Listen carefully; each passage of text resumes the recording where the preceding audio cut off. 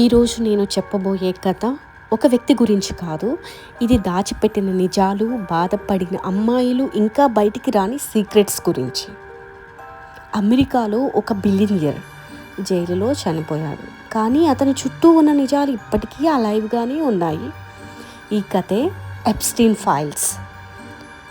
ఈ ఎప్స్టీన్ ఎవరు? Jeffrey Epstein ఒక చాలా ధనవంతులైన బిజినెస్ మ్యాన్.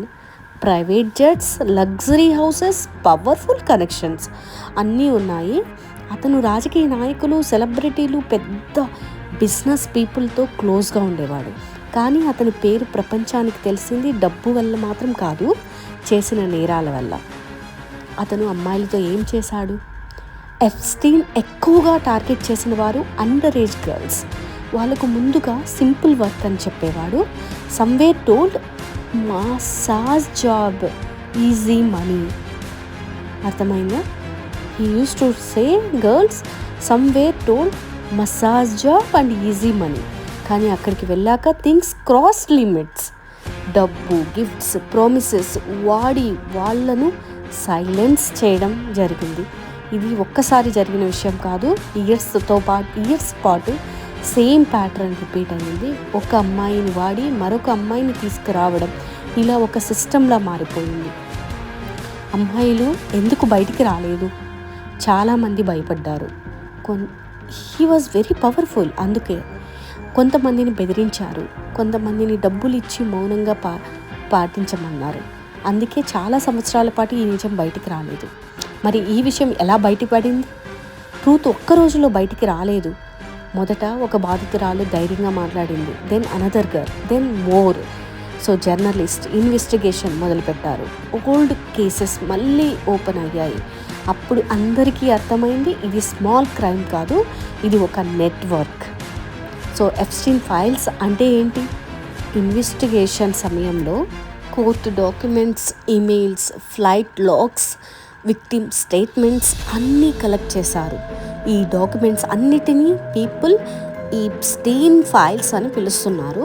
ఇందులో కొన్ని బిగ్ నేమ్స్ ఉన్నాయనే మాట, కానీ అన్నీ ఫుల్లీ పబ్లిక్ కాలేదు. ఎప్స్టీన్ దగ్గర ప్రైవేట్ జెట్, ప్రైవేట్ ఐలాండ్ ఉండేది. అక్కడికి చాలామంది పవర్ఫుల్ పీపుల్ వెళ్ళారనే ఆరోపణలు ఉన్నాయి.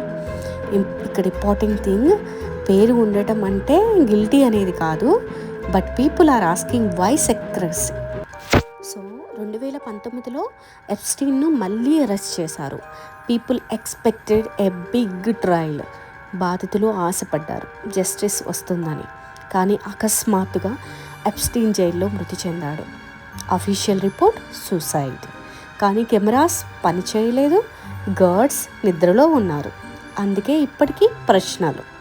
Okay, and who is this గిస్సైన్ మ్యాక్స్వెల్?